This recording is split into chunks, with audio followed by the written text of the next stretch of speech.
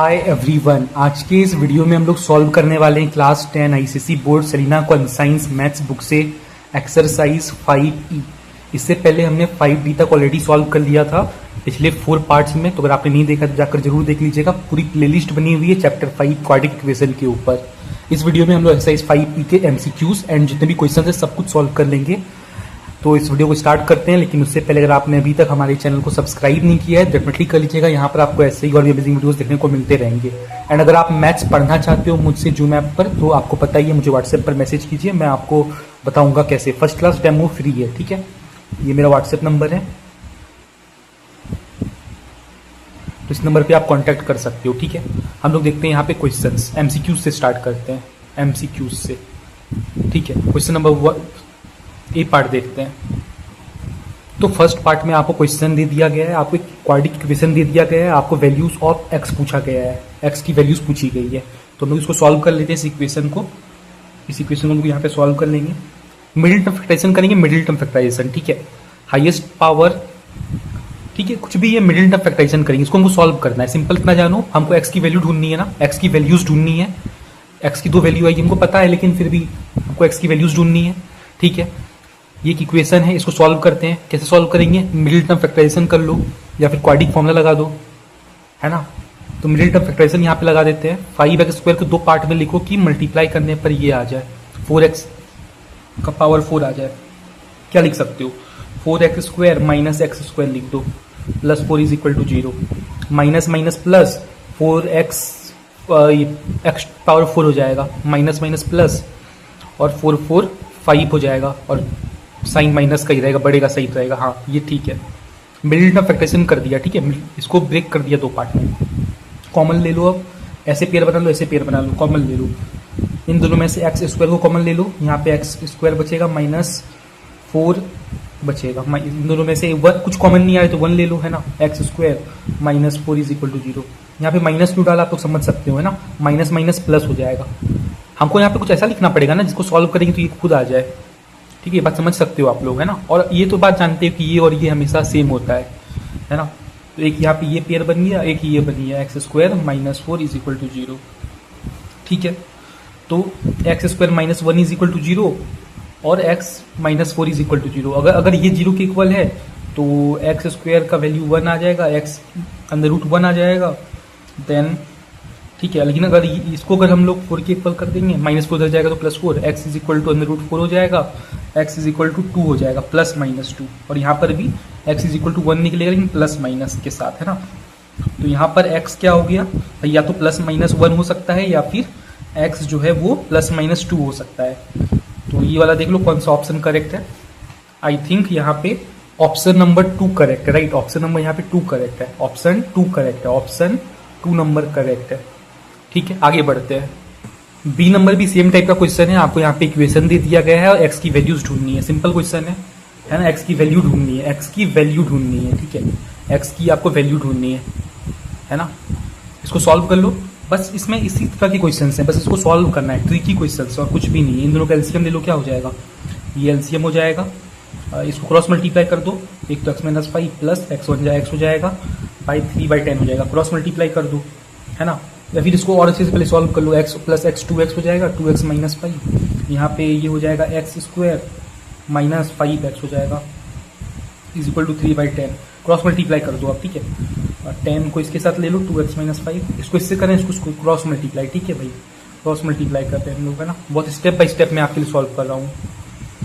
10 to the 20x minus 10 5 50 is equal to 3x square minus 5 3 15, ठीक है। आप लोग वीडियो को लाइक शेयर एंड सब्सक्राइब कर लेना, ठीक है, ताकि ऐसे ही कंटेंट आपके लिए बनाता रहूँ। नेक्स्ट चैप्टर कौन सा चाहिए वो भी कमेंट्स में बता देना। 20x plus 15x minus 15x उधर ले आए, माइनस 50 तो इधर है ही, उधर 3x स्क्वायर है, चलो ठीक है। इसको थोड़ा अच्छे से सॉल्व करना होगा, है ना। ये कितना हो जाएगा, 35x हो जाएगा, minus 50 is equal to 3x square, 3x का स्क्वायर है, ओके। अच्छा देखो, अगर 3x स्क्वायर को इधर ले आएंगे ना तो ये माइनस में हो जाएगा, झूठ मूठ का कंफ्यूजन बढ़ जाएगा, है ना। कैलकुलेशन में थोड़ी सी प्रॉब्लम हो सकती है, इसलिए ऐसा क्यों नहीं करते, वैसे कर लो। 3x² को उधर ही रहने दो, इसको उधर भेज दो, -35x, ये माइनस हो जाएगा तो +50, है ना। तो इसी को इधर भेज दो, इसको कर दो कि यहाँ पे माइनस का साइन लग जाएगा झूठ मूठ का, इसको इधर लाओगे तो क्यों झूठ मूठ का कंफ्यूजन कैलकुलेशन मिस्टेक करोगे, है ना। सिंपल ऐसे करो, मिडिल टर्म फैक्टराइजेशन कर लो, 35x को ऐसे दो पार्ट में तोड़ो कि मल्टीप्लाई करने पर 150 आ जाए, ठीक है। तो क्या लिख सकते हो उसको, -30x - 5x + 50 = 0, ठीक है। माइनस माइनस प्लस हो जाएगा, 35 सा क्या हो जाएगा 150 हो जाएगा x², है ना। तो मल्टीप्लाई करने पर ये सेम चीज आ रहा है, और प्लस माइनस करने पर माइनस माइनस प्लस कर दो, बट साइन माइनस का 35x हो जाएगा। बिल्कुल सही सर। अब एक पेयर ले लो, कॉमन निकालो, इन दोनों में से क्या कॉमन लोगे, 3x को कॉमन ले लो, x - 10 बचेगा, इधर 5 कॉमन ले लो तो x + 10 बचेगा, ठीक है, x + 10 बचेगा, है ना।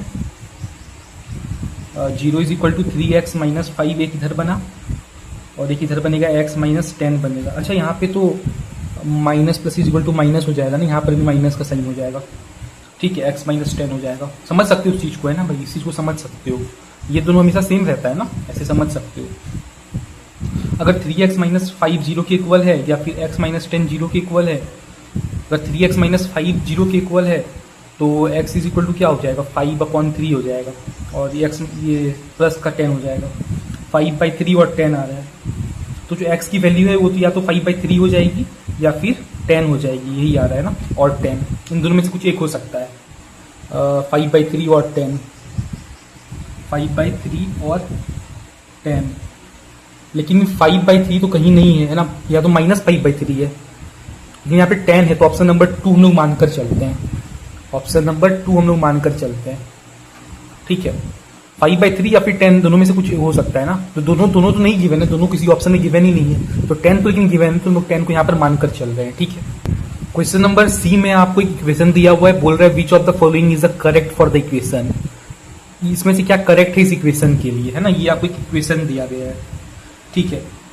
तो यहाँ पे क्या करो आप, देखो यहाँ पर ना एक छोटा सा दिमाग इस्तेमाल किया गया है हल्का सा, कि यहाँ पे ना मैं आपको तरीका बताता हूँ, ठीक है। इसको आप बहुत तरीके से सॉल्व कर सकते हो, सही बात है, बट मैं आपको ना यहाँ पे एक छोटा सा स्टेप बताता हूँ। देखो एक चीज समझो यहाँ पर बात को, जैसे ये इक्वेशन है ना, जैसे ये इक्वेशन है, ठीक है, यहाँ पे बहुत अच्छा मतलब तरीका यूज किया गया, ये इक्वेशन है। एक बात तो आप लोग जानते हो कि x - 3 और x + 5 ये दोनों कभी 0 के इक्वल नहीं हो सकता। आपको तो पता है डिनोमिनेटर कभी 0 के इक्वल होता है क्या, नहीं होता। आपने पढ़ा है कि नहीं पढ़ा भाई, क्लास 9 में पहले चैप्टर में आपने पढ़ा होगा, डिनोमिनेटर कभी 0 नहीं हो सकता, है ना। तो x - 3 x + 5 यहाँ पे 0 के इक्वल नहीं हो सकता, है ना। x - 3 और x + -5 जो है वो कभी भी 0 के इक्वल नहीं हो सकता, नॉट इक्वल टू 0, 0 के इक्वल कभी नहीं हो सकता। x - 3 0 के इक्वल नहीं हो सकता, x - 3 को उधर भेज दो, मतलब x कभी 3 के इक्वल नहीं हो सकता, ये बात यहाँ से निकला। अब x - 5 is not equal to 0, ये था एक चीज। तो x - 5 को उधर भेज दो तो क्या हो जाएगा, तो प्लस का 5 हो जाएगा। x 5 के भी इक्वल नहीं हो सकता, x 3 के इक्वल भी नहीं हो सकता, x 5 के भी इक्वल नहीं हो सकता, x 3 के इक्वल भी नहीं हो सकता, x 5 के इक्वल भी नहीं हो सकता, है ना। ये -5 है ना, तो उधर जाएगा तो +5।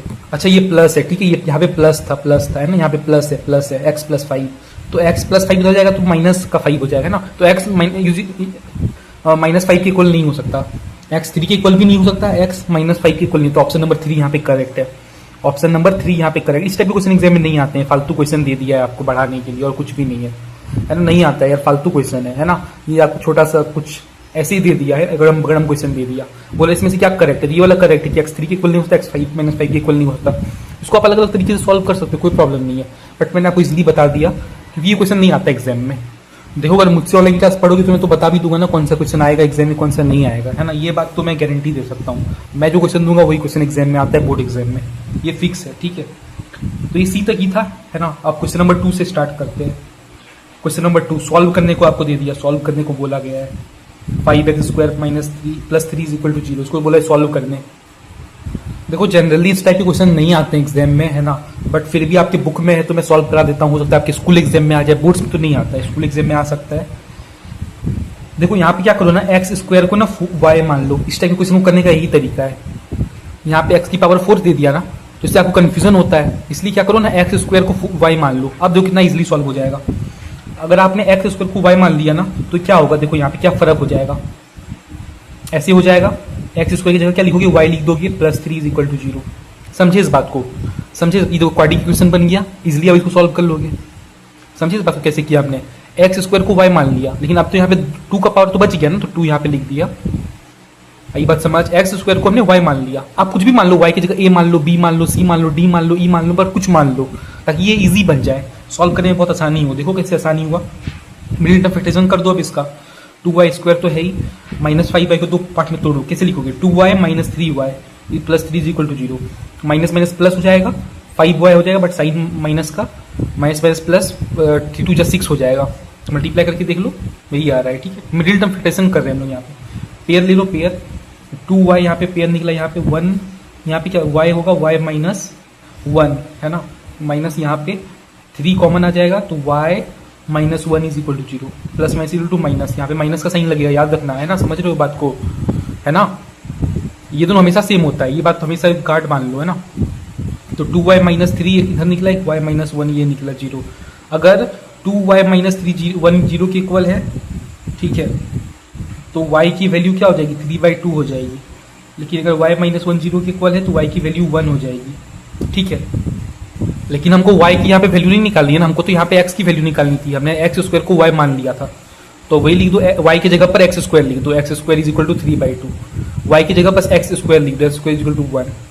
अब देखो यहाँ पे क्या कमाल हो गया, कितना आसानी से सॉल्व हो गया, है ना, है कि नहीं भाई। अब देखो एक्स, इसको यहाँ पे मैं आगे सॉल्व कर देता हूँ। ठीक है, x square, x is equal to क्या हो जाएगा, x square is equal to 3/2 आ गया ना, तो स्क्वायर उधर जाएगा तो क्या होगा, अंदर रूट में चला जाएगा, अंदर रूट में चला जाएगा, 3/2 अंदर रूट में चला जाएगा, प्लस माइनस के साथ, है ना। और यहाँ पर अगर 1 के ऊपर अंदर रूट जाएगा तो क्या होगा, प्लस माइनस 1 हो जाएगा, प्लस माइनस 1 हो जाएगा, है ना। तो ये चीज आ गई, तो ये आपका आंसर हो गया। ठीक है, यही आपका आंसर हो गया, है ना। अब इसकी वैल्यूज वगैरह भी लिख सकते हो आप, जैसे अंदर रूट 3/2 की वैल्यू इतनी होती है, ये अगर एग्जाम में गिवन है तो लिख दो, नहीं इतने में छोड़ सकते, कोई प्रॉब्लम नहीं है। और एक्स ये तो प्लस माइनस 1, ठीक है, वैल्यू चाहो तो लिख दो, वरना छोड़ दो, है ना। समझे बात को, यहाँ 1 जो है प्लस में भी है, 1 जो है माइनस में भी है, और 1.22 जो है या फिर अंदर रूट 3/2 है, वो प्लस में भी है माइनस में भी है, दोनों में है। ठीक है, यहाँ पे 4 निकल गया, है ना। चलो इस इक्वेशन को सॉल्व कर सकते हो क्या, क्वेश्चन नंबर 3 को, ये वैसे ही करो। कैसे करोगे, एक्स स्क्वायर को y मान लो, कुछ भी मान लो, y की जगह a मान लो, कोई प्रॉब्लम नहीं है ना। तो ये चीज हमेशा काम किया करो इसको लेकर, है ना, तो आसान पड़ेगा। तो y मान लिया तो क्या हो जाएगा, यहाँ पे क्या y स्क्वायर हो गया, माइनस एक्स स्क्वायर को 2y मान लिया तो 2y बचा, minus 3 is equal to 0। Middle term factorization कर लो, मिडिल टर्म फैक्टराइजेशन क्या हो जाएगा, 3y plus y minus 3 is equal to 0। मैं यहाँ पे डायरेक्टली कर दे रहा हूँ। ठीक है, पेयर बना लो, कॉमन ले लो, y माइनस 3, यहाँ पे 1 कॉमन, यहाँ पे कुछ कॉमन नहीं है तो 1 ले लो, है ना, y minus 3 is equal to 0। अब यहाँ पे क्या बनेगा, y प्लस 1 एक इधर बना, एक y माइनस 3, ये 0 के इक्वल हो गया। अगर y प्लस 1 0 के इक्वल है तो y की वैल्यू माइनस 1 आ जाएगी, लेकिन अगर y माइनस 3 0 के इक्वल है तो y की वैल्यू पॉजिटिव पे 3 आ जाएगी। तो y क्या है, y 0 एक्स स्क्वायर के इक्वल था, हमको y की वैल्यू थोड़ी चाहिए, मुझे x की वैल्यू चाहिए ना, तो x square is equal to minus 1 हो जाएगा, यहाँ पर भी x square is equal to 3 हो जाएगा, x इज इक्वल टू अंदर रूट माइनस 1 हो जाएगा, और यहाँ पर भी x इज इक्वल टू अंदर रूट 3 हो जाएगा। ठीक है, यहाँ प्लस माइनस के साथ होगा। ओके, इज इट क्लियर भाई। देखो ये वैल्यू तो हो ही नहीं सकता ना, ये वैल्यू तो हो ही, अंदर रूट के अंदर माइनस 1, भाई ये कुछ होता है क्या, ये कुछ वैल्यू होता है क्या, ये तो नहीं हो सकता, इसको हटाओ, ये तो नहीं हो सकता ना, पॉसिबल ही नहीं है ये चीज, है ना। ये चीज हो सकता है, तो x इज इक्वल टू क्या हो सकता है, प्लस का 3 और अंदर रूट माइनस का 3, या वैल्यू लिखना चाहो तो वैल्यू लिख दो, है ना। अंदर रूट 3 का वैल्यू होता है 1.73, तो पॉजिटिव का 173 लिख दो, या फिर नेगेटिव का माइनस 1.73। ठीक है, दोनों ही सही है, तो ये आंसर हो गया। आगे बढ़ते हैं, क्वेश्चन नंबर 4 देखते हैं कैसे इसको सॉल्व करते हैं। फिर इसमें भी वही करो, है ना, एक्स स्क्वायर, इसमें थोड़ा सा दिमाग लगाओ। इस बार क्या करो आप, एक्स स्क्वायर माइनस एक्स को ना ए के इक्वल मान लो, ये चीज करो आप, इस बार इजिली सॉल्व हो जाएगा। इसलिए हम लोग ऐसा करने चाहिए कि ये इजिली सॉल्व हो जाए, वरना बहुत आप उलझ जाओगे इस क्वेश्चन को सॉल्व करते करते। ठीक है, इसलिए हम लोग ऐसा मान लो। देखो अभी कितना आसान बन जाएगा ऐसे कर दिया तो, देखो इसको कितना आसान बनेगा। X square minus X, X square minus X A के इक्वल है, राइट। तो ये क्या हो जाएगा, ए हो जाएगा, लेकिन यहाँ पे एक स्क्वायर रह गया। ठीक है, समझे बात को। अरे यहाँ पे स्क्वायर लगा हुआ है, ठीक है, यहाँ पे स्क्वायर लगा हुआ है, यहाँ पे ए का स्क्वायर हो जाएगा, है ना। यहाँ इसकी पावर क्या हो गई, 1 हो गई ना, तो 1 का कुछ लिखना ही नहीं, ए स्क्वायर। यहाँ पे स्क्वायर नहीं है, कंफ्यूज मत हो, यहाँ पे स्क्वायर नहीं है यार, गलती हो गया मुझसे, यहाँ पे स्क्वायर है नहीं, ठीक है, ये मत सोचो यहाँ पे स्क्वायर है, नहीं है यहाँ पे square. X square minus x square minus x को हमने ए मान लिया, इसको हमने ए मान लिया, तो ए पी स्क्वायर प्लस 5, इसको हमने ए मान लिया था तो 5 ए हो जाएगा, प्लस 4 इज इक्वल टू 0।